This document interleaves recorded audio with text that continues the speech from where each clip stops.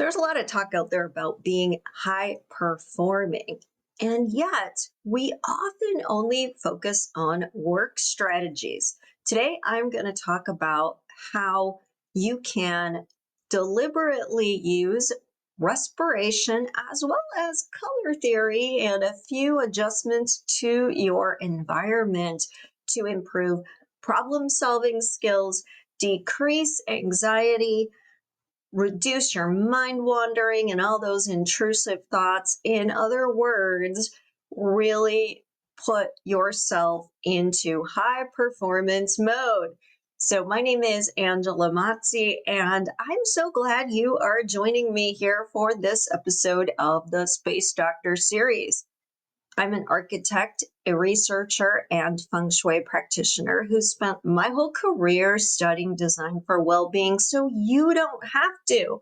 You're going to hear in every single weekly video I make cutting-edge, scientifically based research that you can use. I break it down, make it super easy to understand using my Saluda Genesis card deck.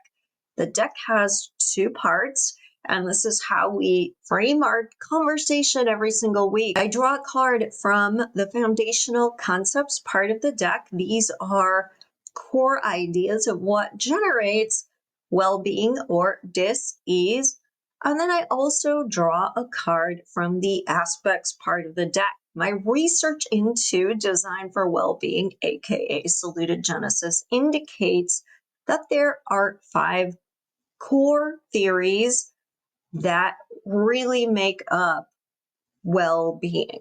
So we draw a card from one of those, and each is associated with one of the 5 elements of feng shui, and talk about how that particular card, as well as the foundational concepts card, pair together.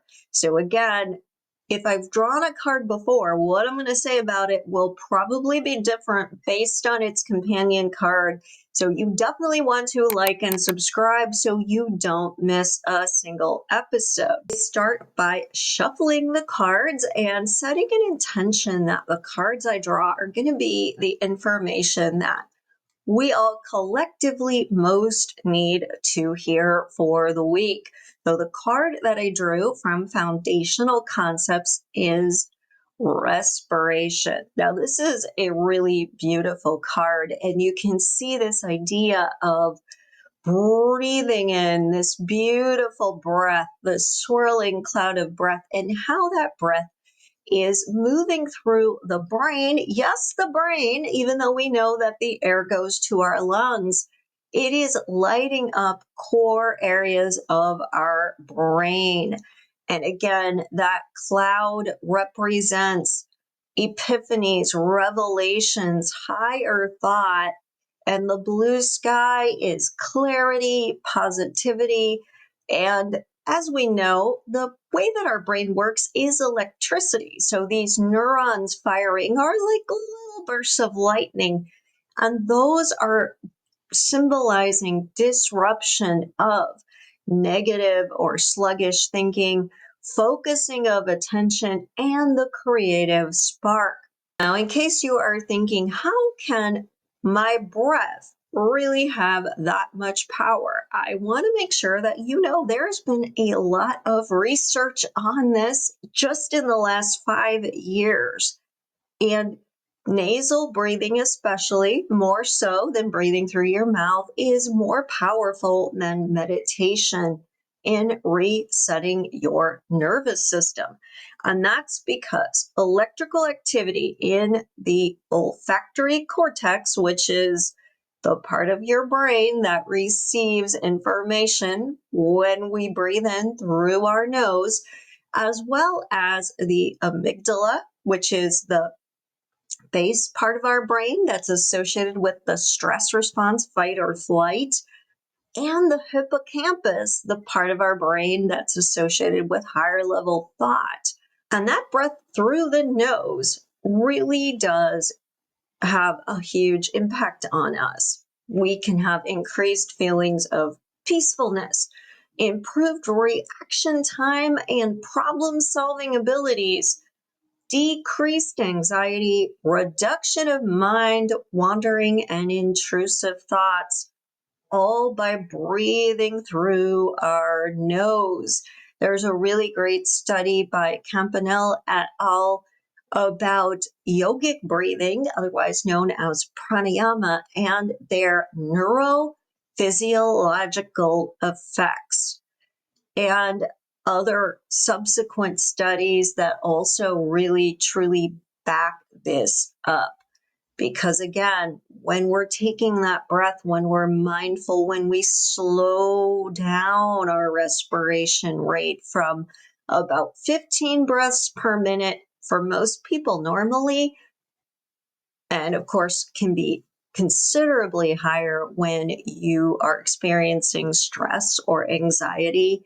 When we take a deep breath that fully expands our diaphragm versus shallow breathing that again we tend to do when we're anxious and stressed out.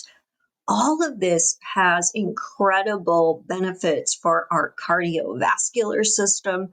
It oxygenates our blood. It helps to stimulate cell function throughout our body. But in particular, in our brain, it is telling all these different brain regions to reset, to clear out the junk, to focus that all is well and that we can be attuned to our surroundings without being hyper vigilant. We know the opposite of fight or flight is rest and digest, and breath work can be a big part of that.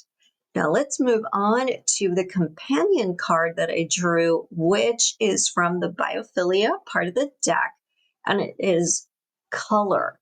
So biophilia, again, is I relate.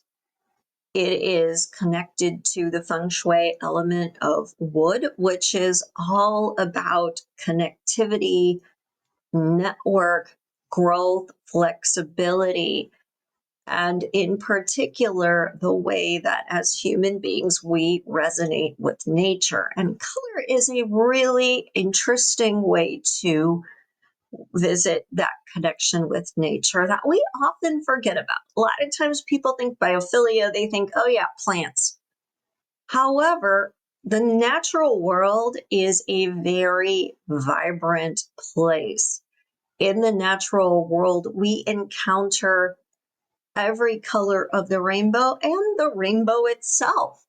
So we need to understand a little bit about the dynamics of color so that we can recreate that within our interior spaces. So I want to point out the butterfly on the card represents rebirth, change, revitalization, and in particular, the orange butterfly happens to be against a blue background. Those are complementary colors. Complementary colors are stimulating. The cloud that you see on the card, in this case, represents our clouded judgment when we have what are called achromatic spaces. Now, again, I want to emphasize this cannot happen in the natural world. There is no such thing as achromatic in nature. That is why when we think we're being all smart and intellectual and artsy and do all white spaces, we're actually creating a huge cognitive burden that we don't even realize. When we are in an achromatic environment, again, all white, all gray, all very, very neutral color where there is absolutely no other color present, our brain is looking for the connection, looking for the connection, looking for the connection. We are creating this very agitating space that is actually unfocusing our brain and our thoughts. The sunflower, on the other hand, represents always looking to the light. And in this case, what we're seeing in the sunflower, those petals, is a monochromatic scheme. Now, monochromatic means one color, but a color. That's how it's different from achromatic, which is no color. So all yellow, all blue, all green. There's even the idea of color baths, using light to be immersed in a monochromatic environment, because monochromatic environments are very calming. There's not a lot to focus on, but our body also has found its resonance that I relate, that's so important in biophilia. So we feel calm and like we can reset ourselves. The fourth component of color theory is the fade from the blue at the top of the card down to the yellow. That combination of the blue, green, yellow, that is called an analogous color scheme. Analogous color schemes are restorative. They let our body have that soft interest because there's a harmony created. So we are having to put a little bit of mental effort in, but we also feel peaceful and harmonious. So now that we understand color theory a little bit, I want to put the two cards together and talk about something called color breathing. What is color breathing? Well, it is a visualization technique where you're asked to breathe in and imagine that you are bringing in a color of your choice that you find healing, energizing, restorative, and you're filling your lungs with air that is that color. And then when you're ready to exhale, you're imagining another color that represents what you want to push out of your system. You might want to breathe in a beautiful deep azure blue that fills your body with calm energy, and breathe out maybe a brownish green color that represents stress and anxiety. There's lots of ways that you can think about this, but studies have shown that color breathing, more than just breath work, so this is an important little dimension to add on to it, that combination of the visualization, the color choice, and the breath work helps to calm the nervous system more than breath work alone.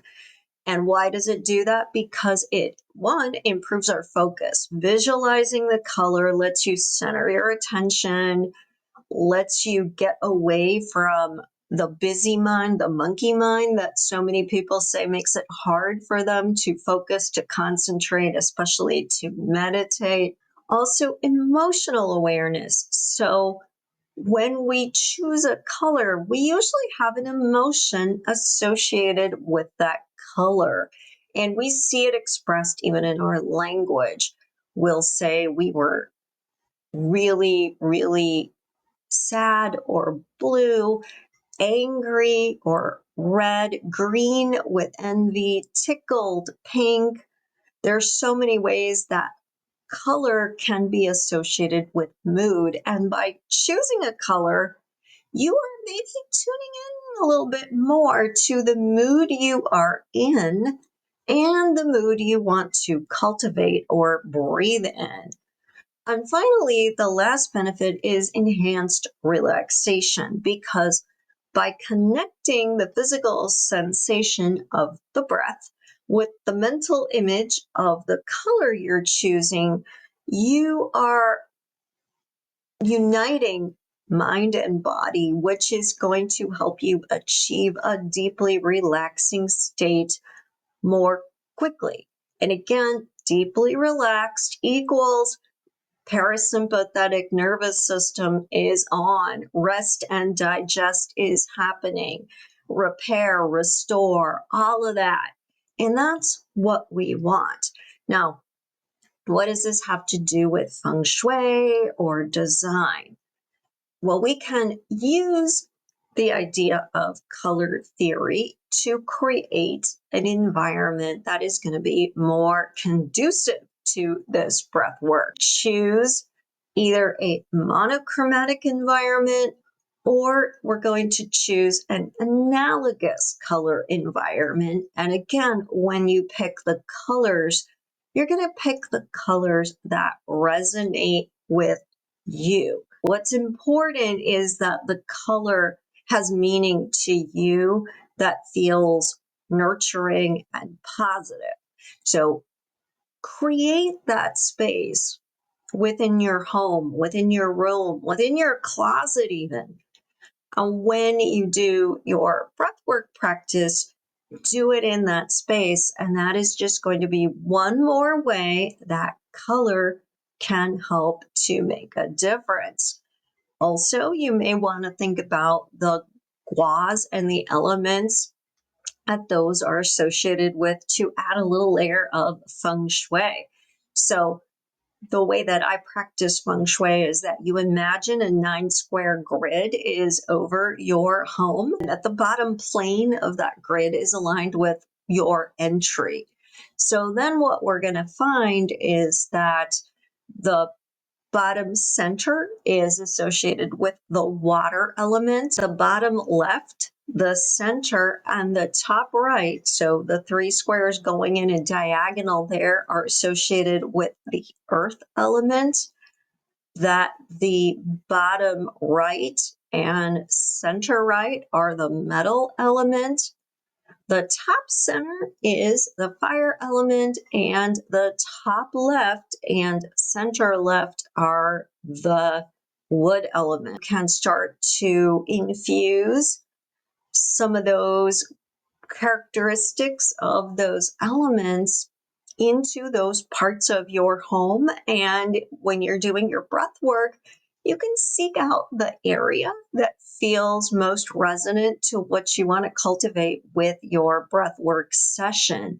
So again, we're just adding on these layers of meaning to a physical activity, the breath work that we are doing. And through that, we are reinforcing it and making it much more powerful. So thanks so much for joining me today. I hope that you learned some really valuable things, not just about breath work, but about the powerful way that color, whether it's in our environment or something we're visualizing, can affect our well-being. Remember to like and subscribe, and I will see you next time.